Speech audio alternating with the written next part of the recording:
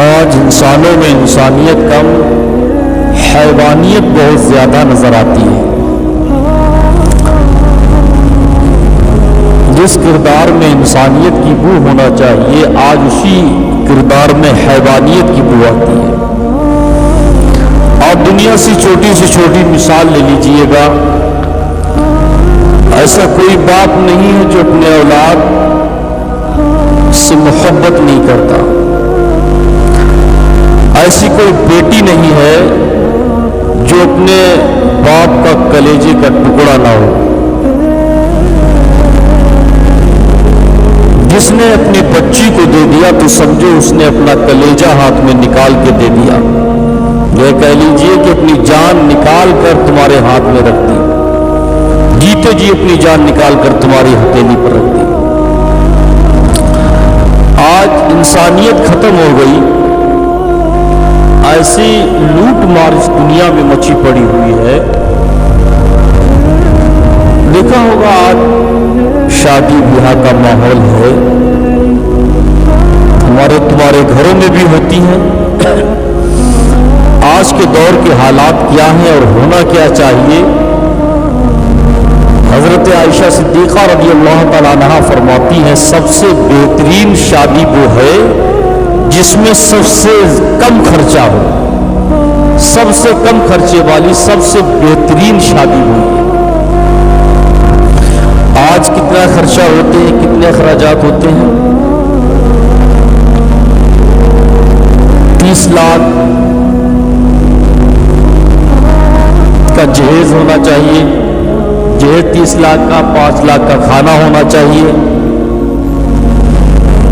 اور بہترین گھڑی پہنائی کی رسم ہونا چاہیے، اور انگوٹھی پہنائی کی بھی رسم ہونا چاہیے۔ شادی سے ایک دن پہلے اس کے لڑکی والوں کے گھر والوں کے کھانے ہونا چاہیے، اور پورے بچے کو بھی ملنا چاہیے، کوئی رہ بھی نہ جائے۔ اور اس کے بعد شادی کے دن کا کھانا، بہت سارے اخراجات اس باپ کو اٹھانے پڑتے ہیں جو اپنی جان نکال کر دوسرے کے ہاتھ پہ رکھتا ہے۔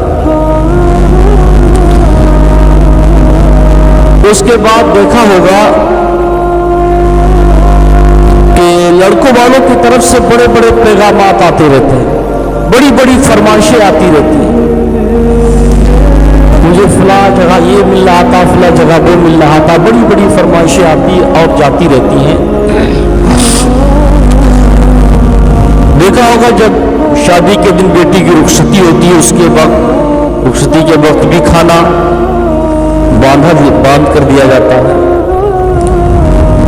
اور یہ ساری رسمیں رواجیں تو اسی دن سے چالو ہو جاتی ہیں۔ یہ سب دینا لینی جس دن منگنی ہوتی ہے، منگنی کے دن بہت سارے لوگ آتے ہیں، کھاتے ہیں، پیتے ہیں، اور اس غریب بیچارے باپ جس کی بیٹی ہوتی ہے وہ بہترین کھانے پانی کا انتظام کرتا ہے، لڑکی کی ماں بڑی کھانے پینے کا انتظام میں لگی رہتی۔ دیکھا کہ بہت سارے مہمان آتے ہیں، اپنے چہرے پر مصنوعی مسکراہٹ لے کر مسکراتی ہے، لوگوں سے بات کرتی ہے، اعلیٰ سے اعلیٰ بہترین سے بہترین کھانے پیش کرتی ہے، اور ساتھ میں گفتگو بھی کرتی ہے، اب چہرے پر مصنوعی بناوٹی مسکراہٹ بھی رکھتی ہے، کیونکہ اس سے بڑا دکھ ہوتا ہے ان چیزوں کا۔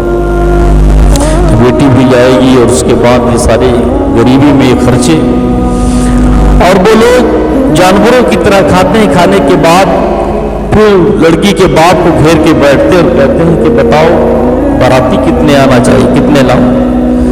100-200 تو ہمارے رشتے دار ہی ہو جائیں گے، اس کے بعد بتاؤ باراتی کتنے آنا چاہیے؟ افسوس مسلمان، افسوس، صد افسوس۔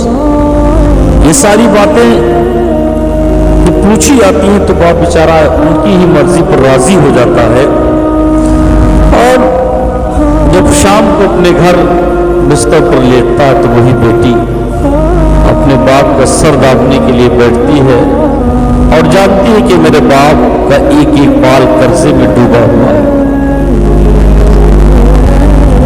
ایسی پرفتن گھڑی میں ایک غریب آدمی اور غریب کی بیٹی کیا کر سکتی ہے؟ के सर पे मालिश करती कहती अब्बू जान, दिल में सोचती कि मेरे बाप का एक एक बाल कर्जे में डूबा हुआ है, खुदा रा मुसलमानों ऐसा जुल्म ना कीजिए, ऐसी फकीरी ना ला दिए जो तुम्हारे लिए जहन्नम का घर बन जाए और तुम्हारी कब्र में जहन्नम की आग भर दी जाए।